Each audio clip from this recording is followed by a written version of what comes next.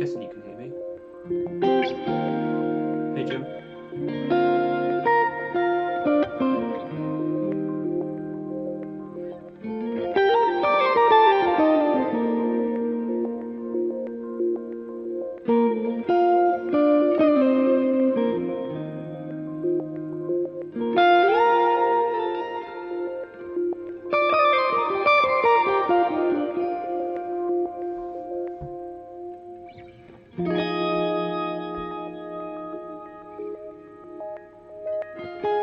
Hey Des.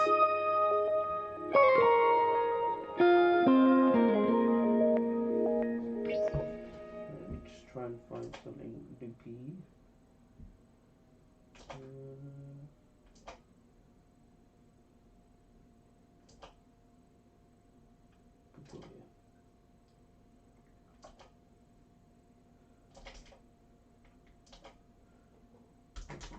Absolutely nothing.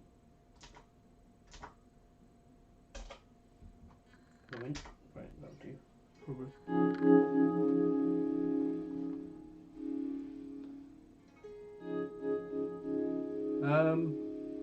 Some of the brightness. That's what I look for in a Strat, really. I want it to be kind of bright.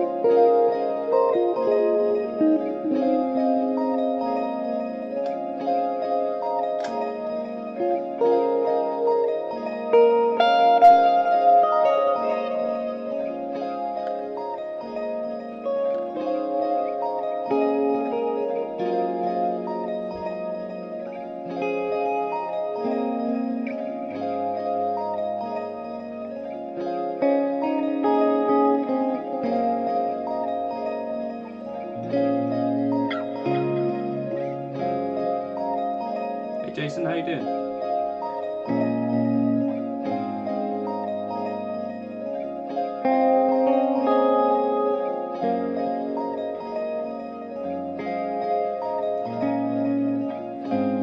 David, I'm not sure if it might have a what's it called, treble bleed on it, which might be worth trying to modify and take out, maybe.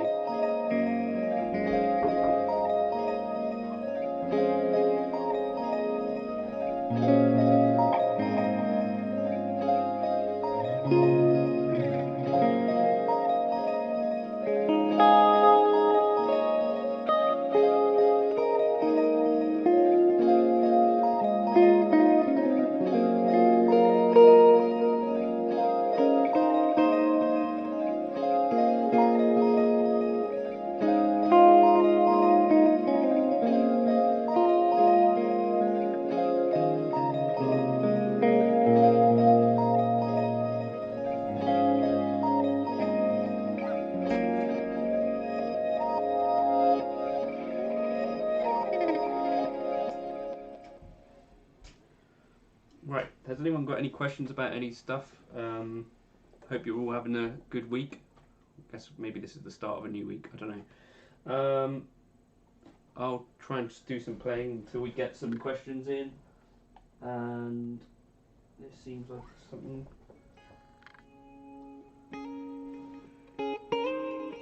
Let me know if things are sounding okay. Yeah, I noticed that the volume, and other people pointed out as well, the volume taper is a bit odd on it, and a friend of mine, Tony, suggested that maybe it's got a treble bleed mod on it. The idea of that is supposedly to keep the treble as you back the volume off. So consider maybe taking a look at that. I want to get this backing track from earlier on.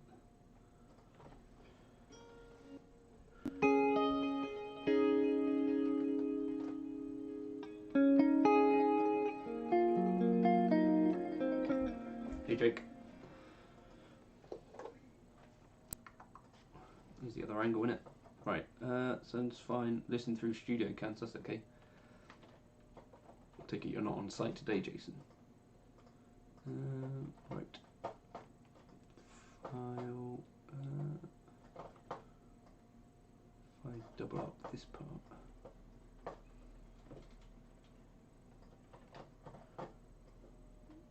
That'll do. Just putting together a little backing track. And render.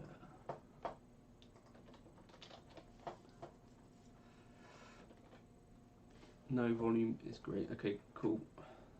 Closest thing to real magic you've ever experienced. What do you mean?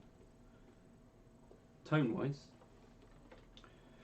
Speaking of which, I was speaking to Keith from 5 Watt Wild, and he was asking me about the Blue Angel, which is a Mesa Boogie amp, one of their rarer ones that they didn't make for very long.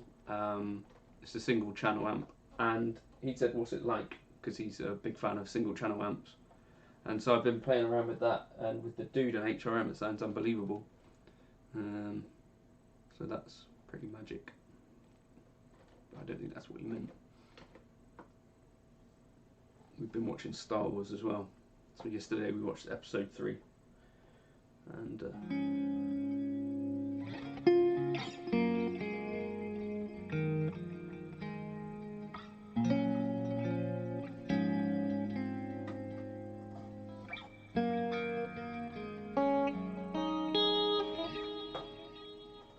okay, right, I've got a backing track ready, and I'll just press save on that. So feel free to drop questions in. If you want to do the old liking and subscribing thing, I think that helps. At some point we'll do some jazz if people want it. Until then I'll just do some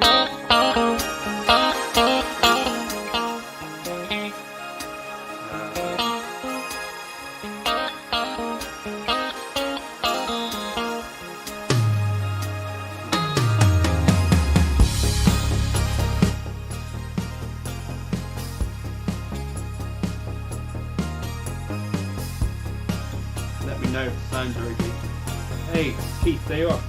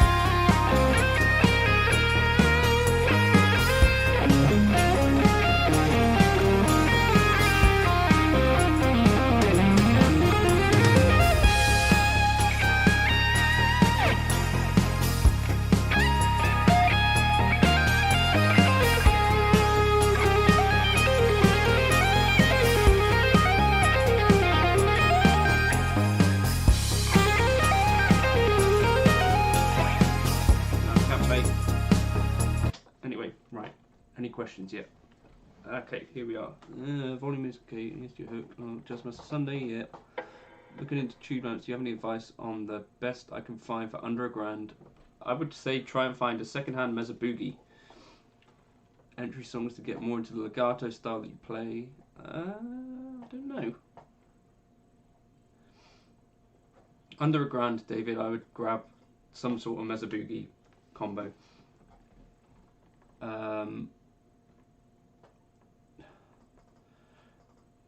Songs in the legato style, I don't know really that there's any songs specifically, but look into players like Tom Quayle and stuff like that, or yeah, my legato videos, or someone like Alan Hines, I think as well would be a good sort of some of those points of reference.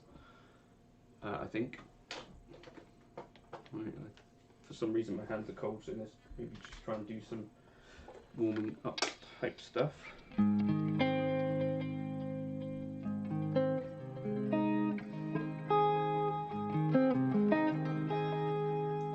It's really bright, this guitar.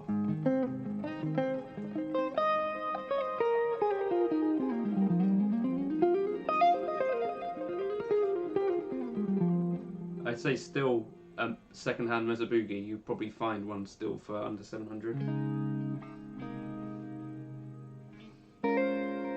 Or maybe something like a Fender Princeton or Marshall Origin.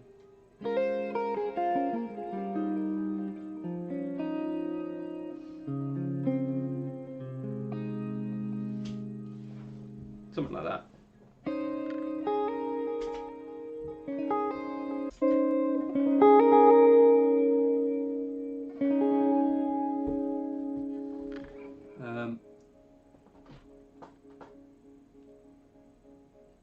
I've got no idea about the Ampero 1 thingy, to be honest.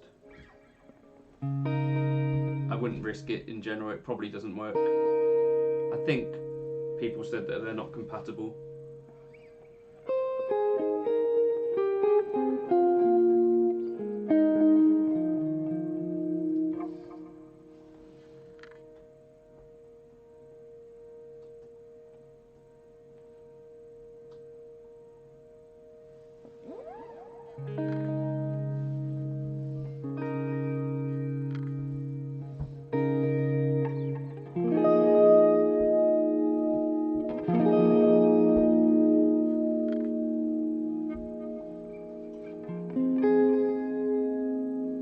Any jazz books that I recommend? Not really. Hey Andrew.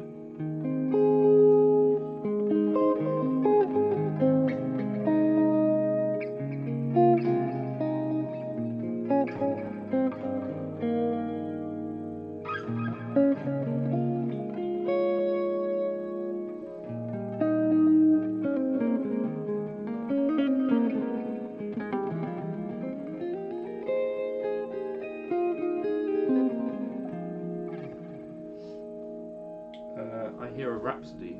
What key do you play that one in, Jeremy?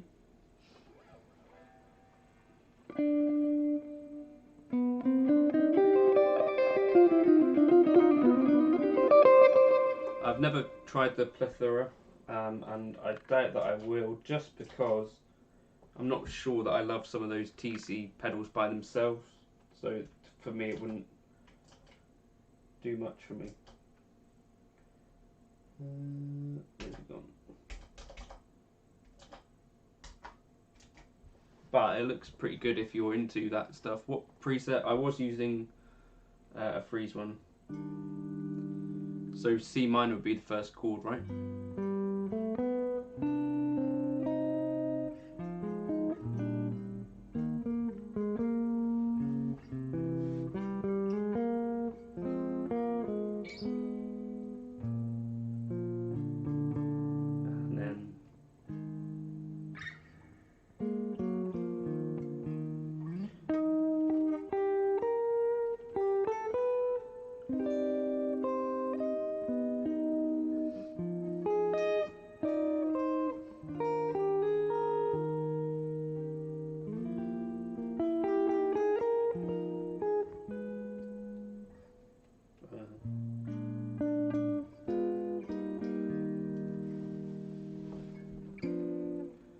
And then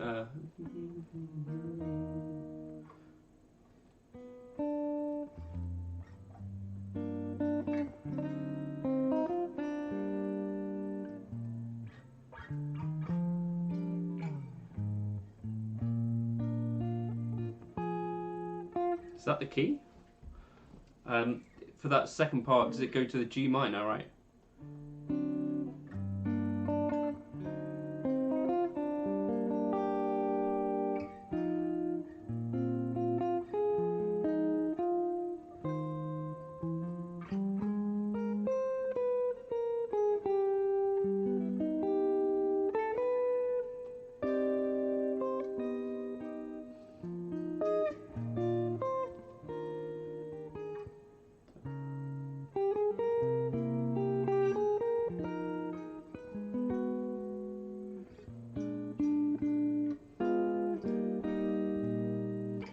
That's my memory of the tune. Second part is B flat major.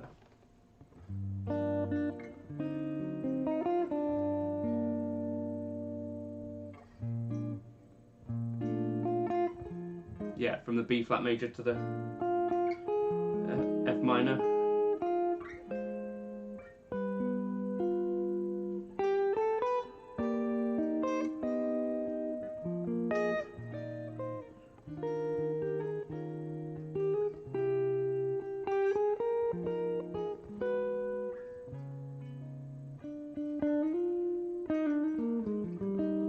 I can't remember the last time I actually played that tune, so I'm quite glad I can vaguely remember it. Right, so, do you want me to talk about that tune specifically? I can try. Let me stick on this other angle.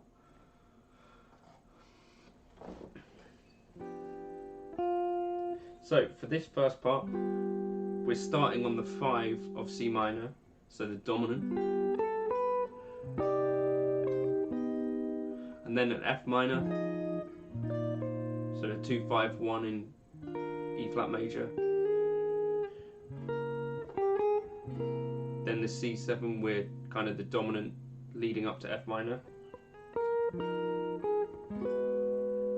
And then the 4 minor. And then back to the 5 of E flat. And then the same again.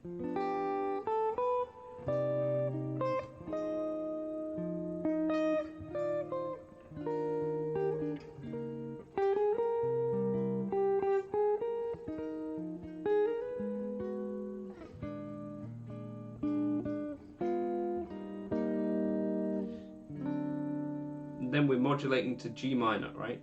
So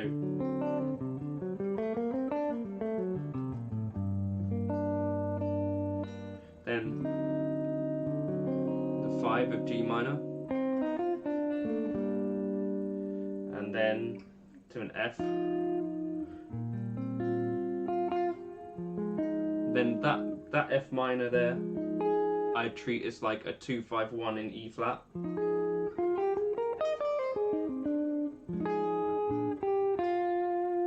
Then back to the start. So for that part again.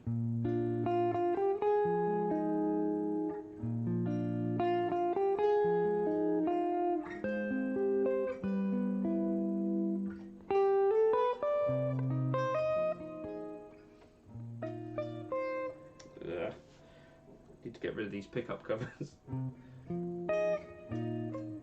Why does it keep doing that?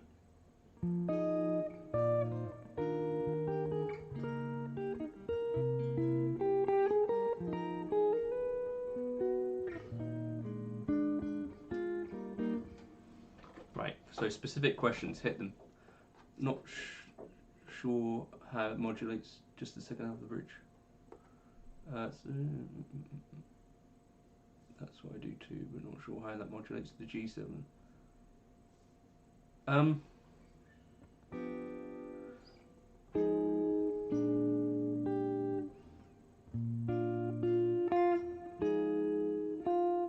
I think it just goes up to that. Go F minor. So, but I'm saying it's like a 2-5-1, but I don't think you hit that B flat. I think you go up to an A flat from there.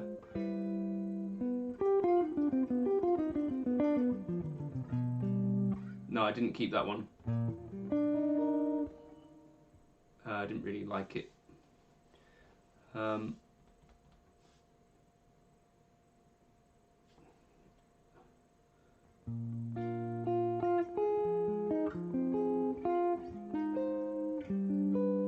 I think that's what it does. So that's what I hear in my head. At least that's what I play, because it's like a simplified version of it. So B flat. So I'm treating, if I was to solo over it, I'd treat it as a B flat, then an F minor, and then an A flat. So I'm be going from F minor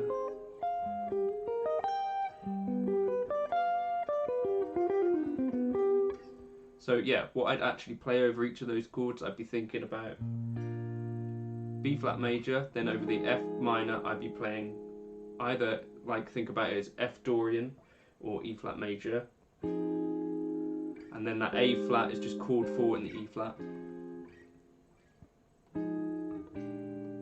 The thing is that B flat, well, maybe that'll work. Yeah, that would still work. So as soon as you hit that B flat, that F minor, you could see the rest of the tune as being back in the E flat.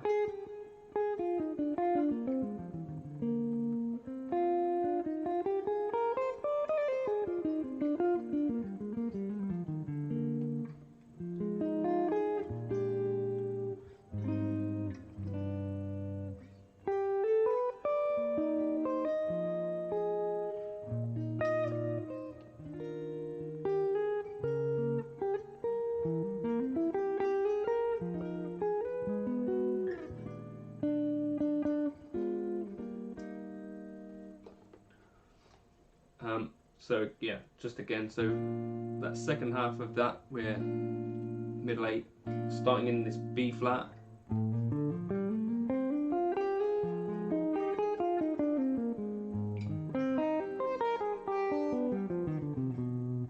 So all of that I'm just treating as kind of E flat major once I've hit that F minor.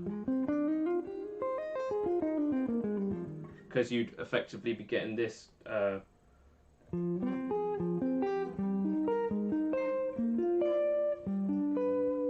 kind of thing, right? And then over the G7, I'm treating that as either a harmonic minor or...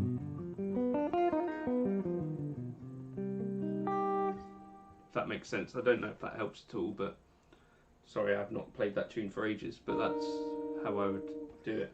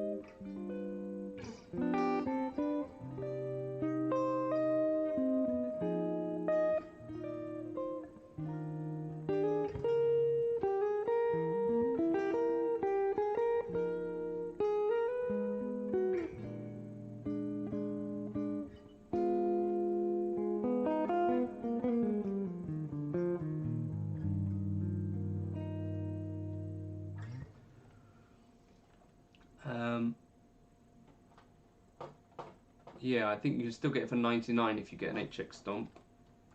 but to get it for free, I think you need to be buying a Helix. Oh, that's awesome, David. Thanks. Is this thing actually focusing all right? Probably not.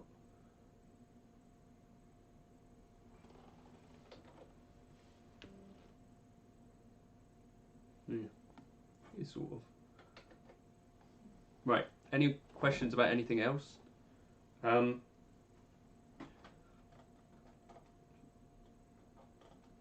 I don't know. Jeremy, are you a patron? If you want me to, I can put together a little backing track and my chord melody for that if you want me to, but just let me know.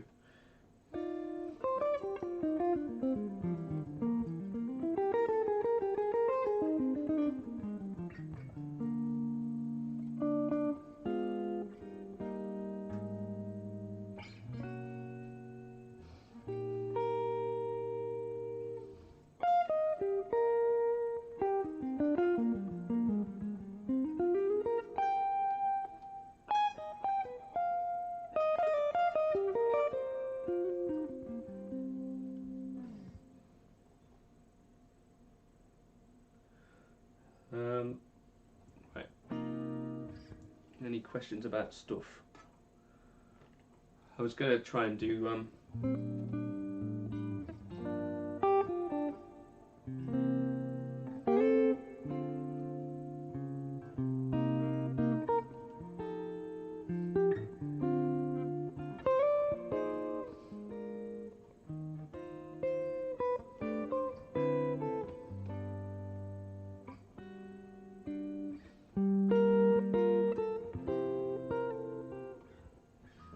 where are we?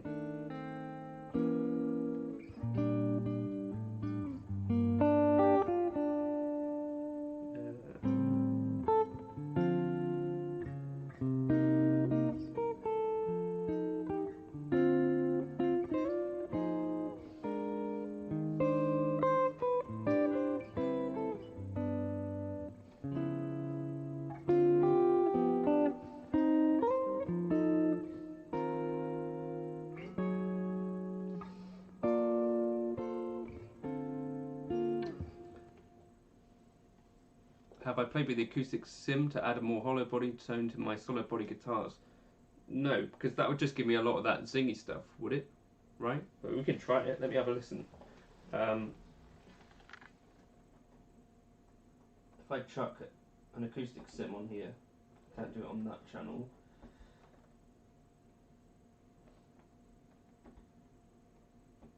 Personally, I sort of find like because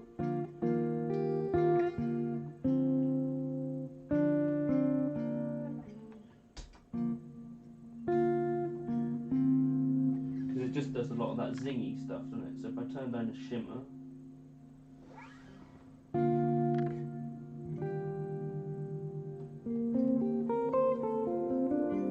Yeah, it's called Like Someone in Love, Jeremy. I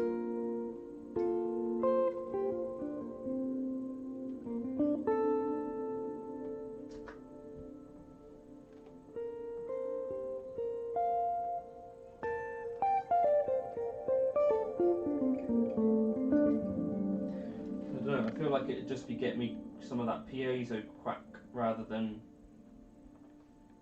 what I want.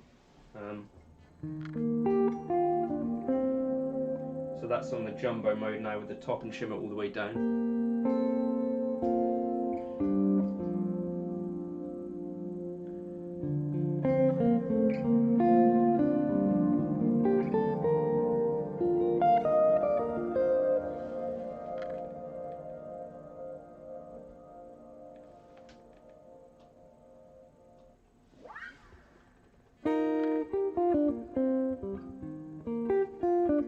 This is mixed, Keith. This is on a second path.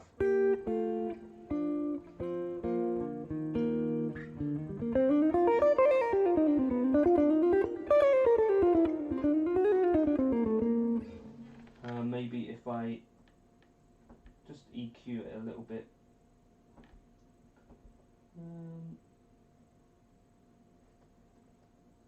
tilt it and darken the tone a bit. I'm glad you did, Peter.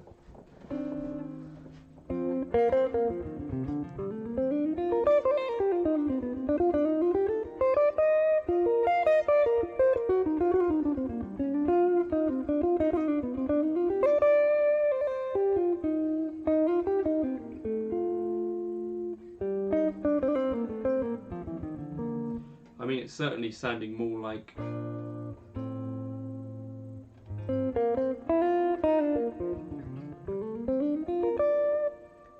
yeah, Keith was the guy who turned me on to try and kind of analog drives in front of the modeler, for good reason. He's in his HX Stomp video, he talks about that.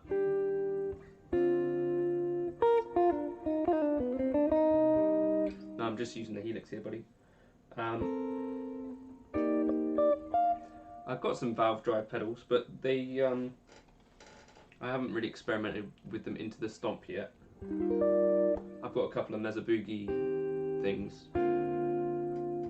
Maybe I'll stick a Searchlights on at the end here. If I turn the mix down.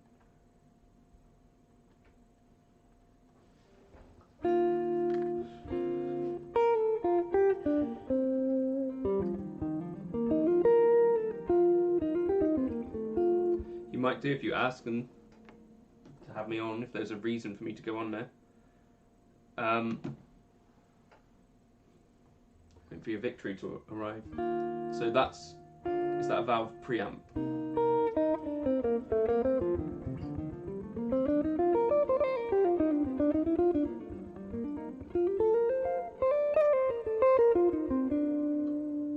Maybe that would allow me to get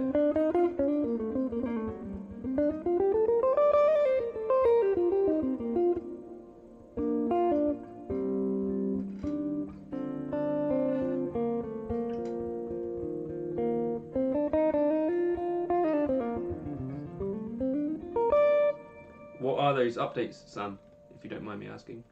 Do you recommend this Jazzmaster? I quite like it for the money. I think it's a very good guitar. I don't feel instantly inspired necessarily every time I pick it up like I do the K-Line Springfield, but it's a good guitar for the money, I think. It's got a nice kind of size neck compared to a lot of the classic vibe stuff.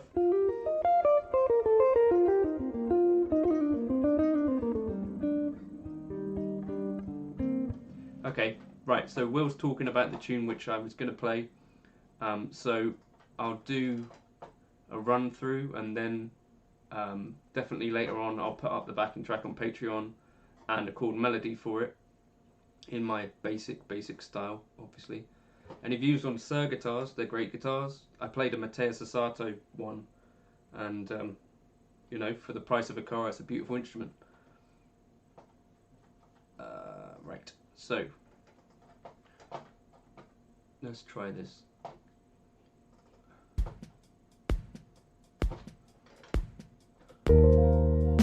Yeah, I have a few arch tops.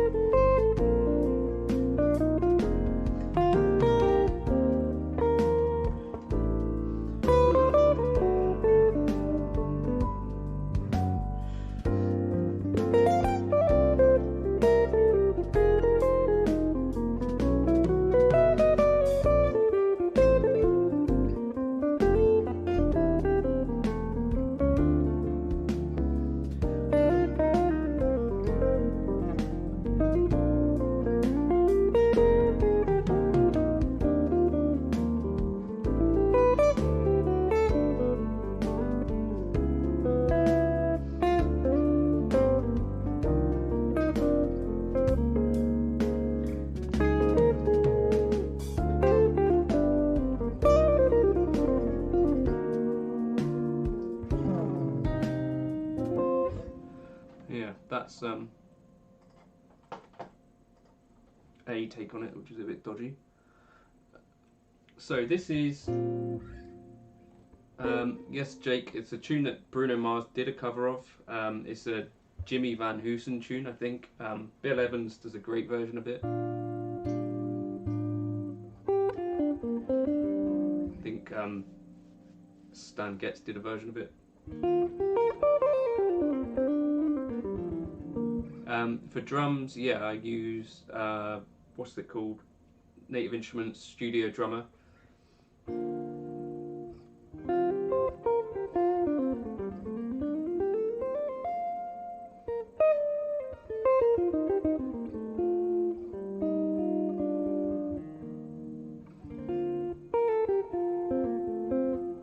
Yeah, I think there's nothing wrong at all with Sirs, and I think they compete really well with anything else, I think, at that sort of end of the market.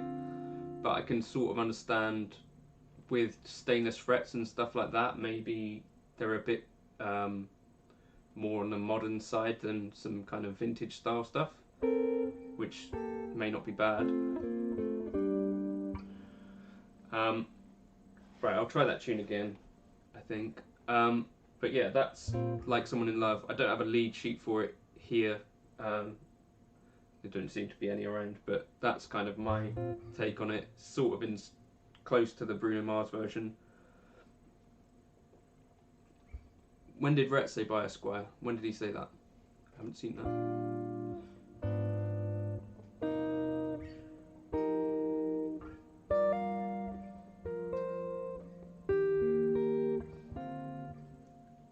How are you feeling about that acoustic alongside there, Keith? I think it's adding something in a way. Sort of doing that Tim Miller thing a little bit.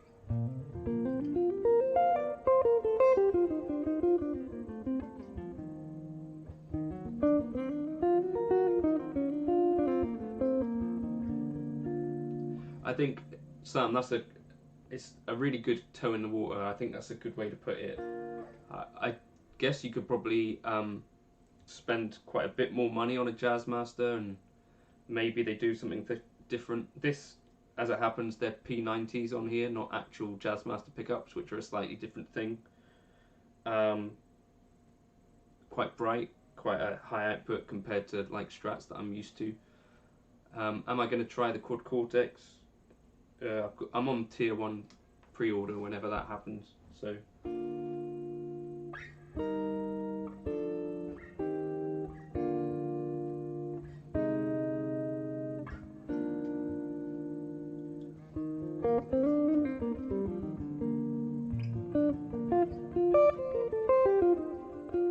I used to have an Epiphone ES175. That's a great guitar.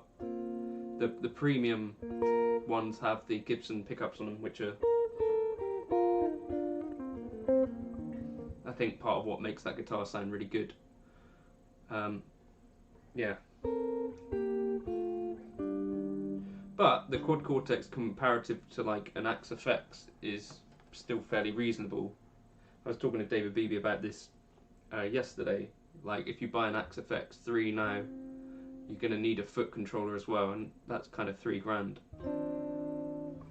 Right, let me just try this tune again. Feel free to keep dropping in the comments and asking stuff. I'll answer it.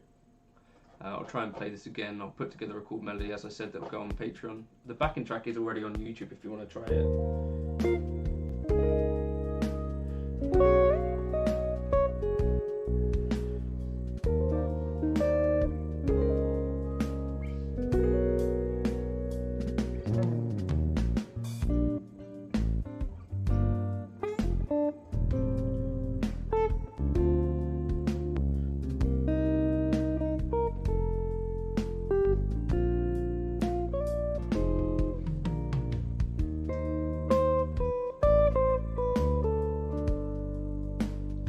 Hitting that pickup.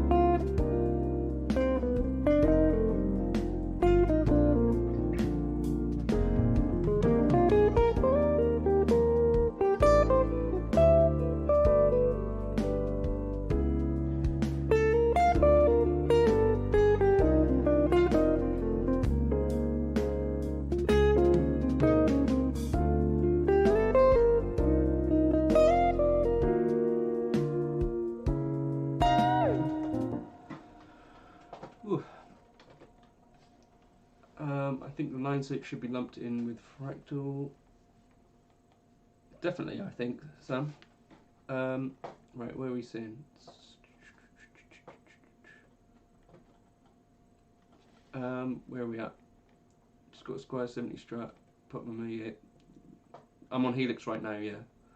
Jeremy, mine is the premium. What are we talking about here? Yeah, the premium. Yeah, that's a great guitar.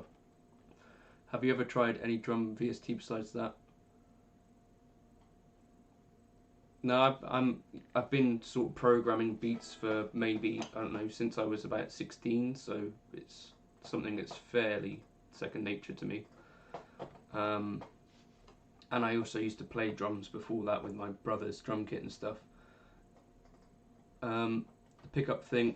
So, Sam, all that's happening is that I'm catching, because I don't take my pickup covers off, you know, like the little plastic stuff.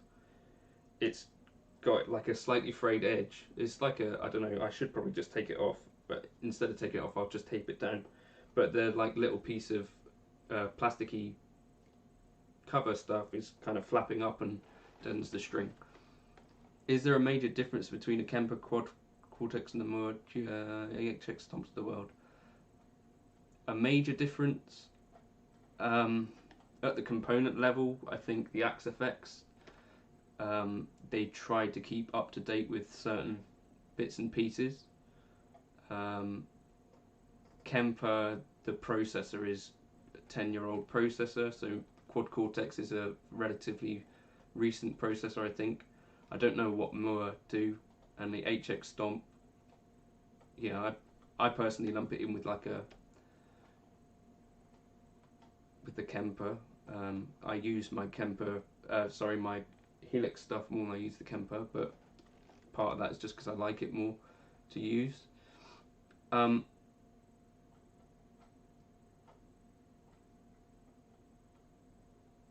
a live or studio, you probably couldn't tell unless you can,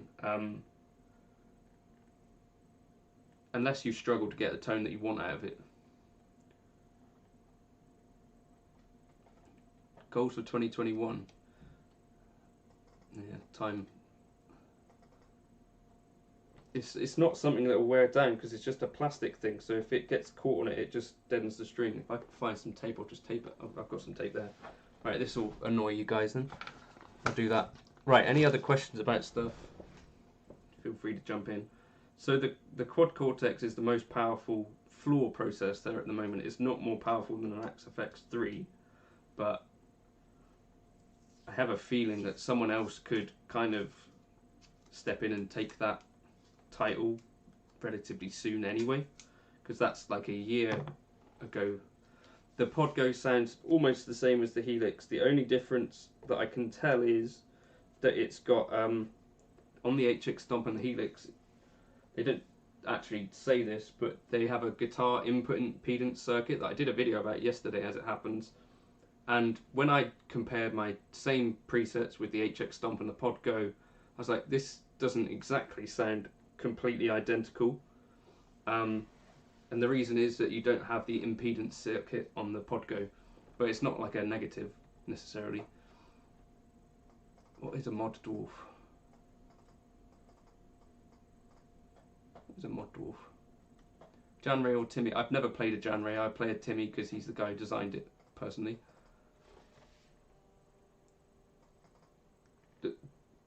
Yeah, Jeremy, that's fairly cool about the Kemper, except that everyone does that now, except for Strymon. And Lee, it's a good question about the would you take the Quad Cortex to a pub gig for a drunk? But at the same time, if you take out real pedal boards, if you have like a couple of Strymon timelines or Strymon pedals and a few drive pedals, then that will easily rack up to the same price as a Quad Cortex anyway. Like, I don't really even use a pedal board, and yeah. Stop teasing these Kemper updates. What are they? I think the rumours of the new Kemper coming came mostly from Tone Junkie, did they? And he was sort of speculating, like he'd assume that they were coming. To me, if Kemper don't bring out something and it's not something different to a Kemper, then to my mind, I think they might see themselves certainly lose a chunk of, not that anyone cares what I think, but I feel like people are ready to move on if they haven't updated the hardware or like the core capability. So the ability to load sort of 2 profiles, for me, I might be the only person who thinks that would be a big deal in the Kemper, and the Quad Cortex is going to be able to do that. So if they just bring out another smaller version of the Kemper, I don't think that will solve the issue, although it might solve the thing. So some people want like an HX Stomp sized Kemper. You know, I feel like they need to bring out the sort of next Kemper, if that makes sense, sort of with 10 years on. I don't know if anyone else feels like that. Current favourite YouTube guitarists? Yeah, it will be difficult to compete unless Kemper bring out an up-to-date model, in which case they've already kind of got the proof that they can do it. So it's just the latest Kemper, if that makes sense. Would you stack drives to use an iTank? Yeah, there's a definite difference, Paul, and I think it's up to you to decide. I think sticking a drive in front of a high gain amp model also does a thing, so it's worth experimenting. I wouldn't necessarily just stack loads of drives to get a high gain tone. I would probably go for the litigator.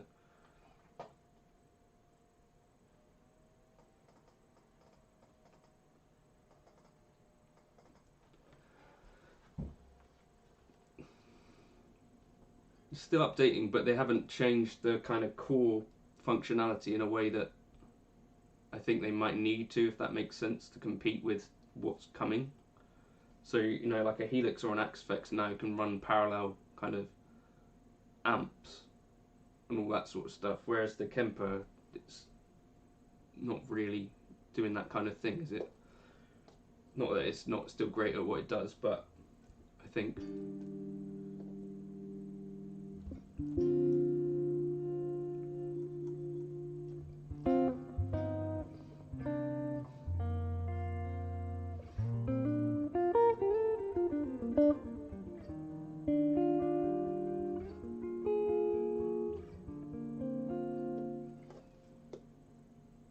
there's 3 versions of a Timmy.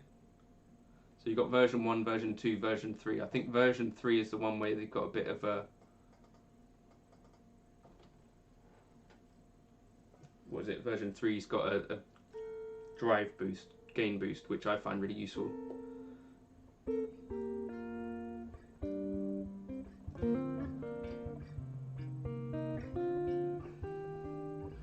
I think they could 100% do some. I'm using two reverbs. I'm using the Searchlights and the Glitz, I think. Yeah. Will modders ever catch up to the real deal? It depends. I think on recording they have, but when you play a real amp in the room, they haven't caught up to that, and I don't think they ever will, really.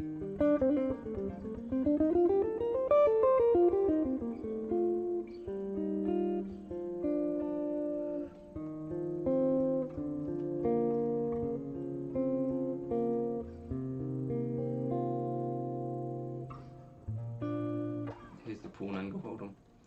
Right, any other questions about stuff? Oh, that's right.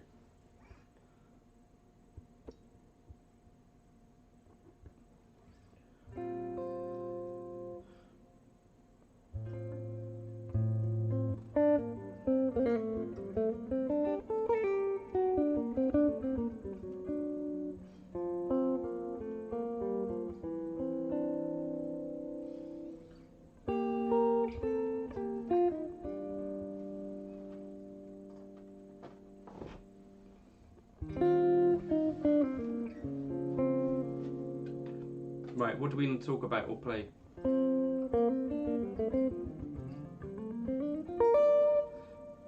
I plug into my real amps every day, pretty much. And it's, if you go from playing a real amp to playing a modeler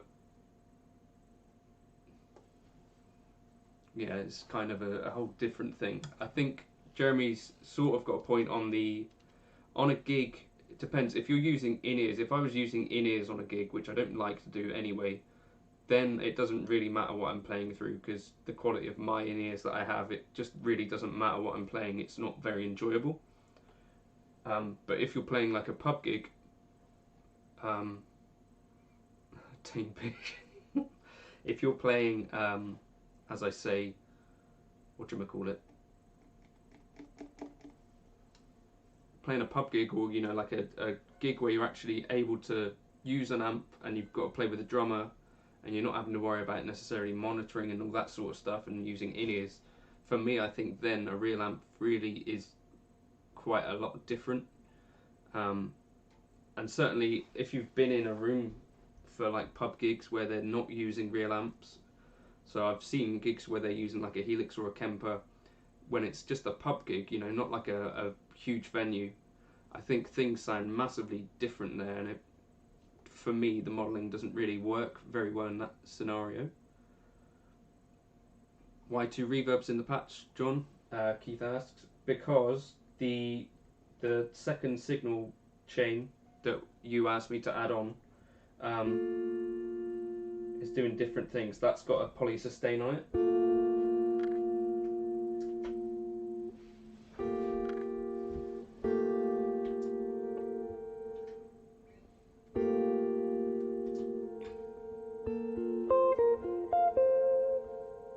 So there was another path which had polysustain on it, and I had the reverb at the end of it to kind of make it a little bit more realistic or something.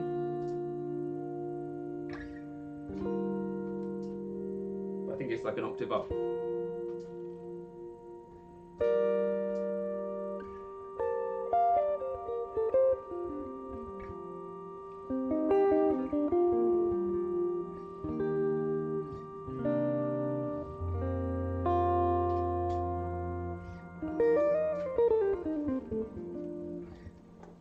Good question from the Curtain guy. Have I ever tried a Nunaber reverb? I have not. I've tried a Nunaber Iconoclast, which I didn't really like particularly, but it does a job.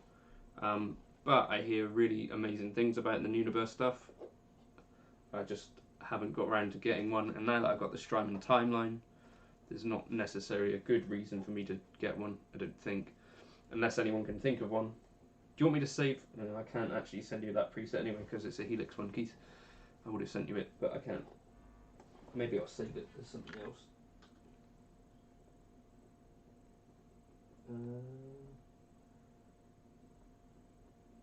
I've developed a new habit of saving over my presets. It's really not very useful.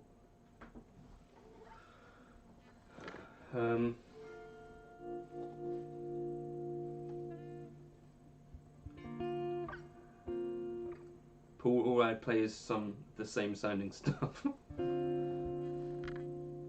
Right. Let's try and find a looping.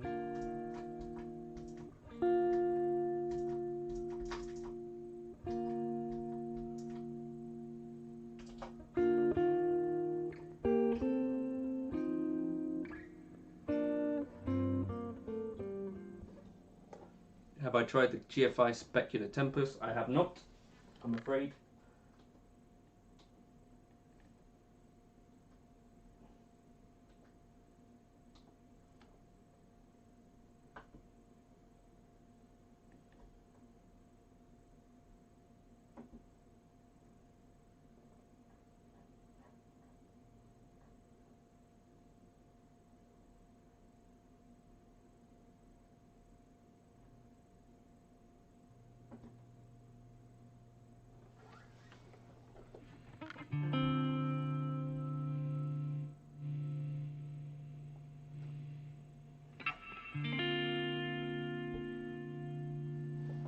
First step in creating a new preset, it depends on what I'm trying to do. So if I'm trying to do something completely different, something that I've not done before, then I start from blank, and maybe if it's reverb, if I'm thinking like I did that heavenly reverb thing, I just chucked like lots of reverbs in a preset and started from there, and then stuck in the amp afterwards. But generally what I'll be doing is I'll be trying to think of a vibe of a preset that I want to make, and you know, maybe it's an amp, maybe it's a Trainwreck style amp, and I'm thinking, can I try and get this to sound like something good?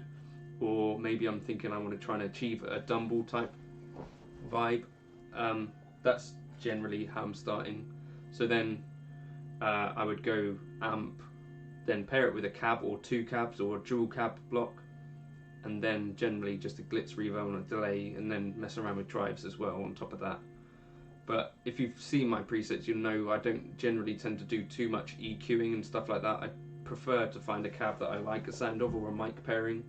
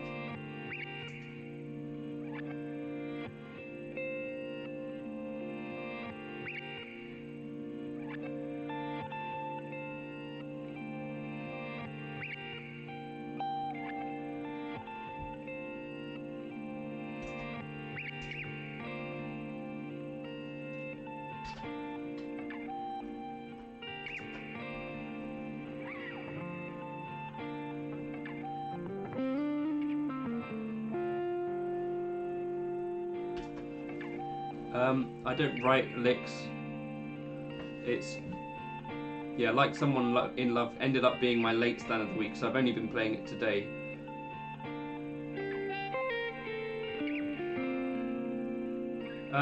Nick, it's a combination of practicing stuff. I don't compose or write licks, no, but in the past I might have done that.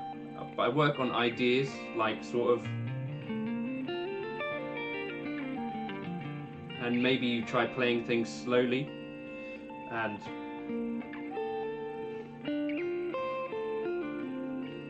you just get a sense for what works.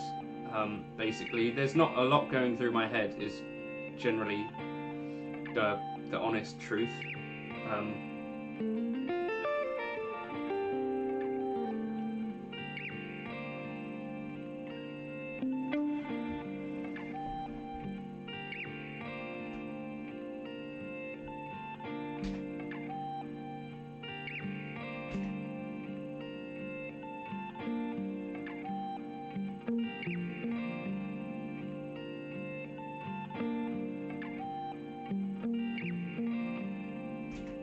The major scale is generally always what I'm using.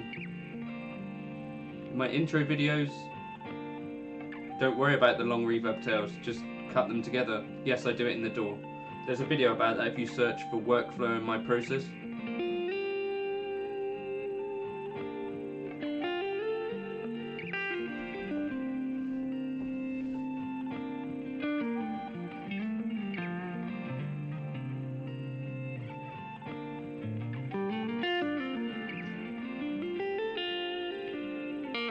Hey Scott.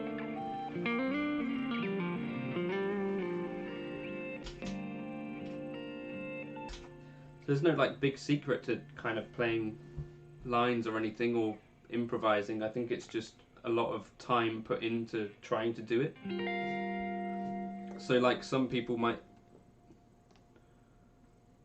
some things go through my head, and yeah, there's bits and pieces, and so like I practice specific ideas. So like this is something I've talked about a lot. I practice certain shapes over that.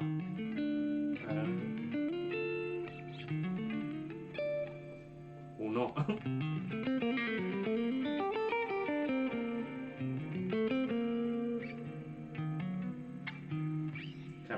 was trying to.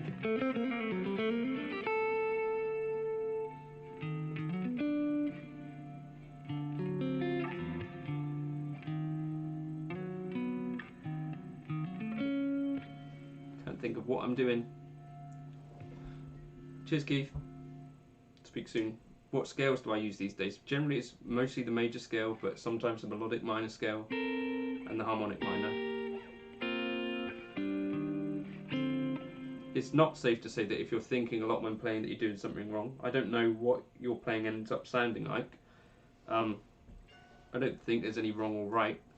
It's just, yeah, I think my practice has generally been focused on enjoying playing guitar, if that makes sense. So like things that interest me, I'll practice, but yeah, I don't know. If you're thinking a lot when playing, it doesn't necessarily mean you're doing anything wrong, no. But I think, so there's stuff, if I'm playing jazzy stuff, then I'm thinking generally more than if I'm playing not jazz, if that makes sense. Depends what you're thinking about, I go. Cheers, Sam, enjoy your pizza.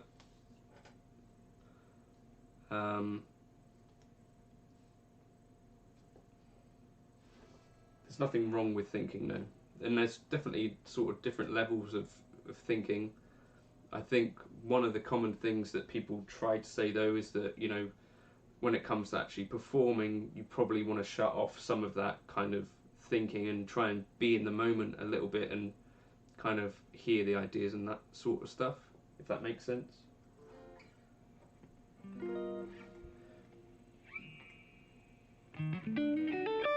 That was the shape that I wanted. But also I think if you overthink things or you're thinking all the time, sometimes the pressure of the thing just overwhelms.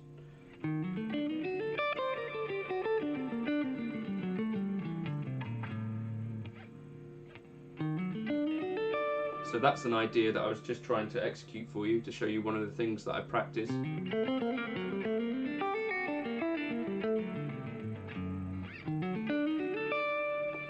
Which were these kind of flat 9 arpeggio ideas.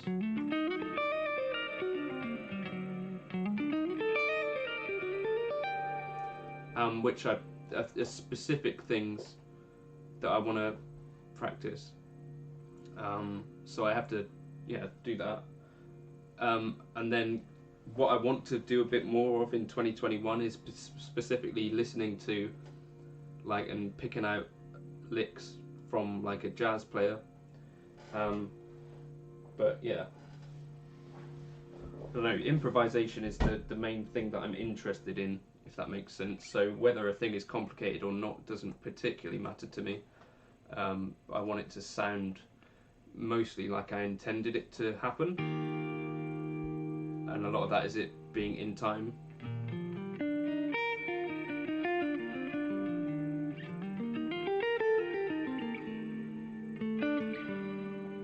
Oh, so that little idea. So the reason that I was practicing this thing, which I'm talking about, was that I wanted something to play over a flat 9 chord that wasn't just like a diminished arpeggio.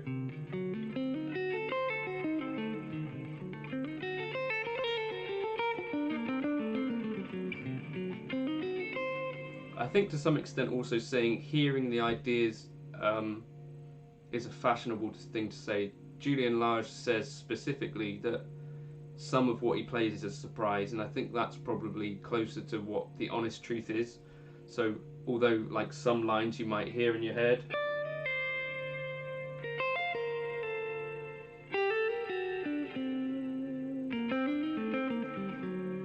there's also part of the fun of the guitar thing is like the unpredictability and letting your fingers do some of the work.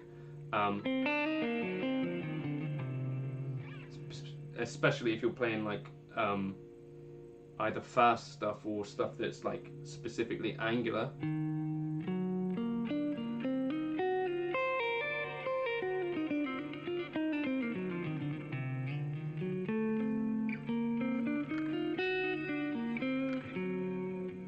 Jason. Oh right, and so that other idea was this. So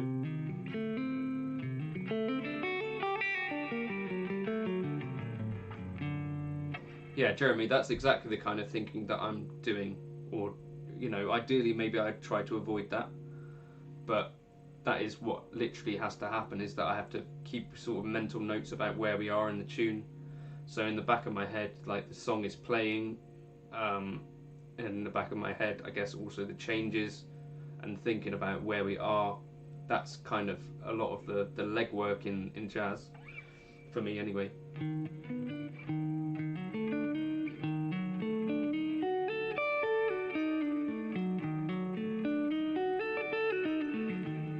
So that's specifically the sound that I liked. So that's over a D7 flat 9. It's an E flat, F sharp, an A D.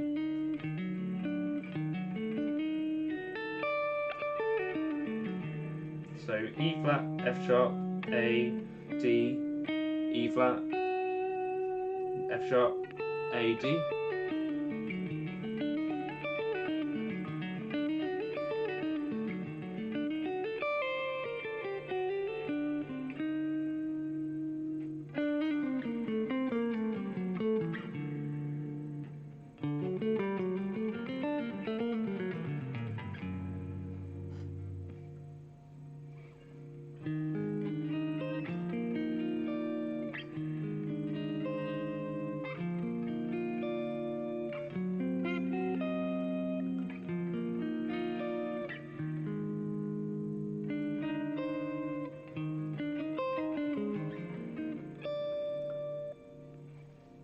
Since you mentioned talk about the relation between chords and scales.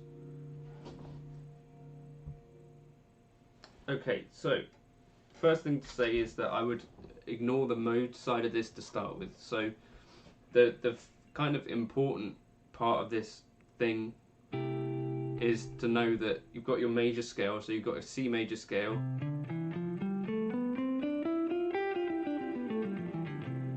and what we do to build up what the chords that go with a particular scale are is to build off of each degree of the scale thirds. So on the C you'd have C, E, G, which gives you a C major. On the second degree of the scale you'd have a D and F, and not that note. A D and F and an A, yeah? So give you D minor, and then an E minor, an F major, G, A minor, B diminished, C, if that makes sense. So you're building a chord off of each degree of the major scale. That's mainly the root to a lot of harmony. And then you can also do that by adding the 7 on top of that. So you then get a C major 7,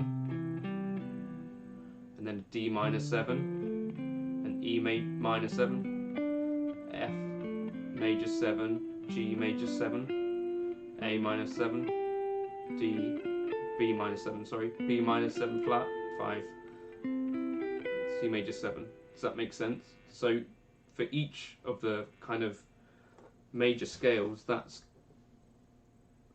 what is worth knowing. And then you can think about things like relative minors and that sort of stuff.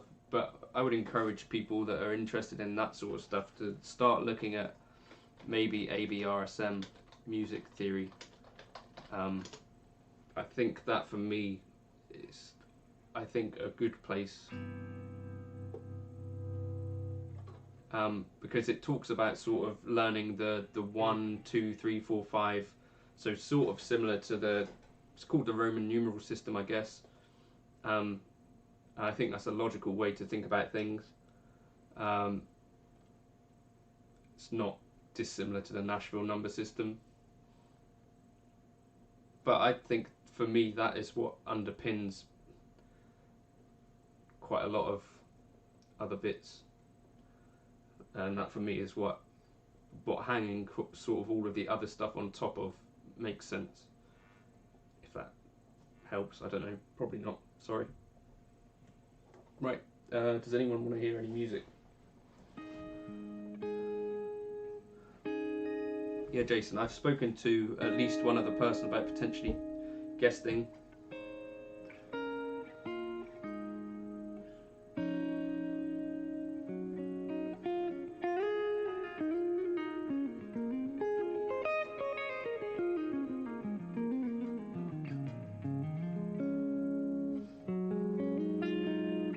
Yeah, 251 everything is good advice, but I think there's like a step before that where really knowing what a 251 even is kind of makes sense. So I guess some of us probably are familiar with the idea of like 145 as like a context of like a blues or whatever.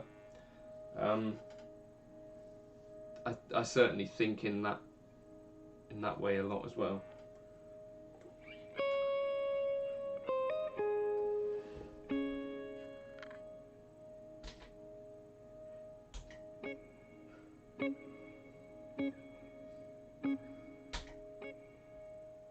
What time is it?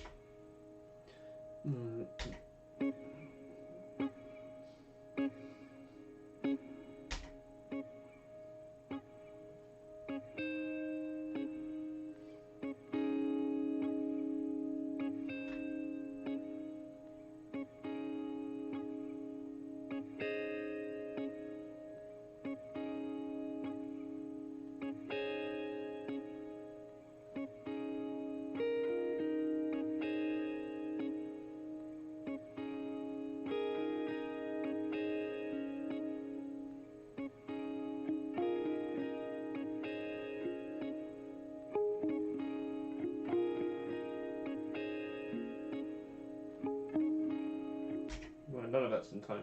Great. Where are we at? 451, but that would technically be pretty similar to 251 anyway, like in terms of function, because chord 4 and chord 2 are related. So chord 4, the relative is the minor 2, chord 5, the relative is the minor 3, all that sort of stuff. There's like a connectedness to music which I don't think is necessarily obvious on the surface, but the more I understand music, the more connections I make, if that makes sense. But that's a bit fruity to say.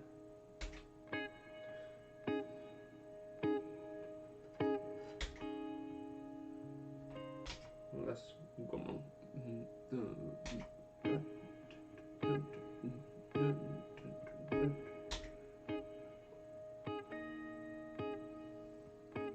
Yeah, this is the Helix looper.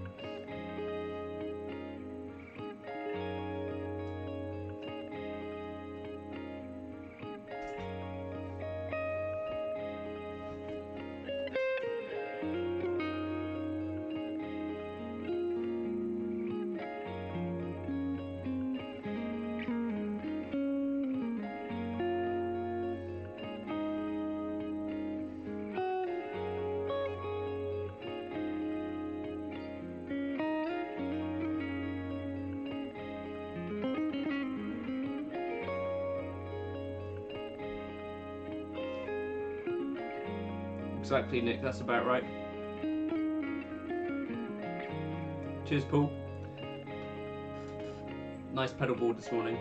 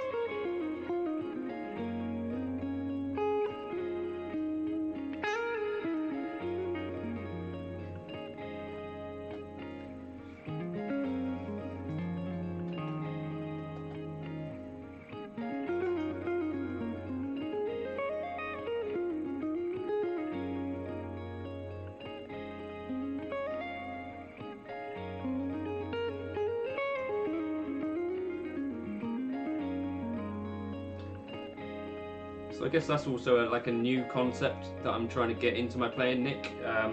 So that kind of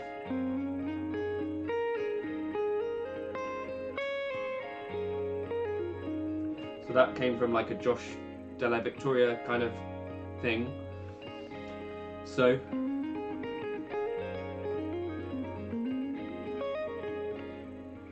kind of that's a way that I try to explore new ideas.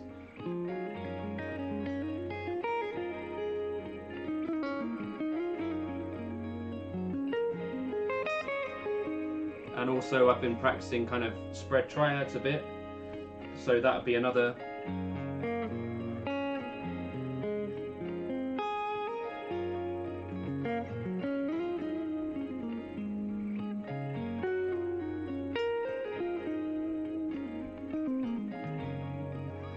So they're all like little new bits that I try to get into my playing in a way, but you know, it takes time.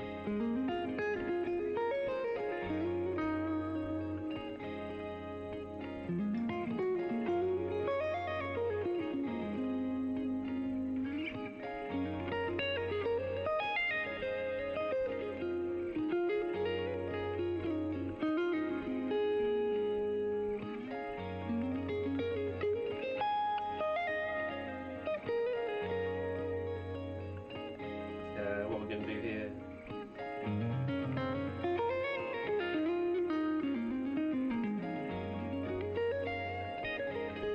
So these lines are like surprising to me in a way that makes me want to do them more.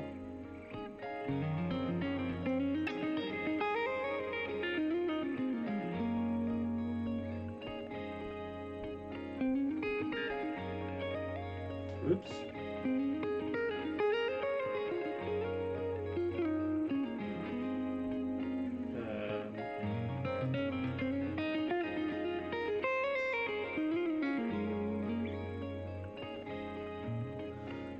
Something with a stretch.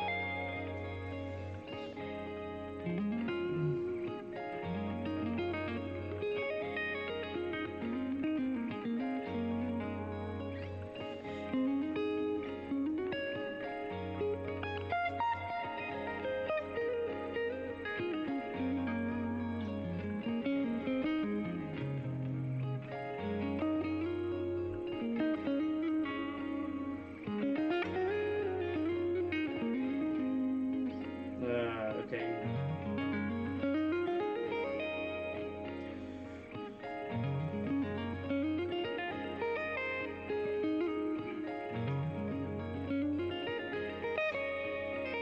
Hey, Brenna.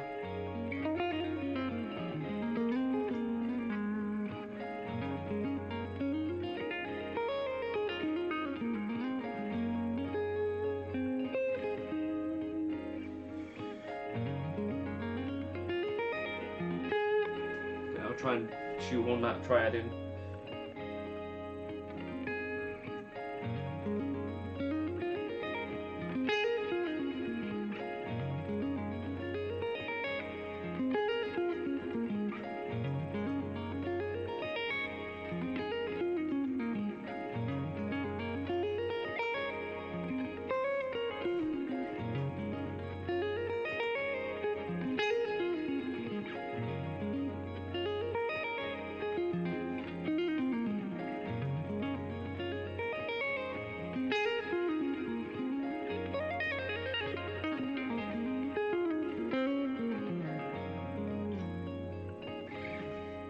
That's kind of a way that I might practice lines, if that makes any sense at all.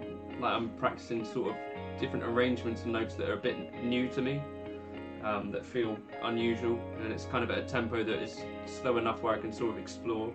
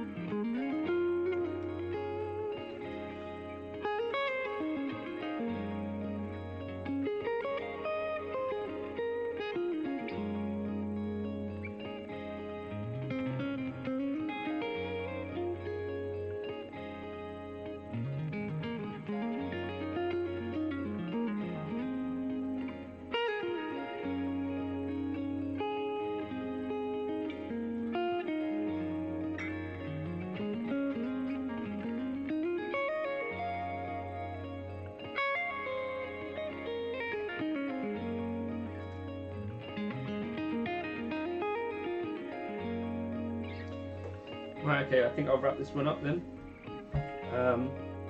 Thank you everyone for stopping by. I'll go and write out my sort of chord melody skeleton for Like Someone in Love, since Will at least wanted that. That was the tune for the week. Thank you everyone for stopping by and joining in on a Sunday. Hopefully it's a good week for you all. I think I'm going to try and do some more Alan Hines licks tomorrow. Depends on how I can actually get them under my fingers. There's a little bit of a difficult one which maybe I'll try and break down, but no promises.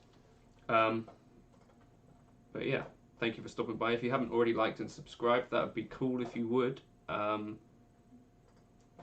yeah, cheers Jim, stay overrated, and I'll see you all for a video. I think I'm about to upload Like Someone in Love in some second. That doesn't make sense, does it? In a minute. But yeah, cheers everyone.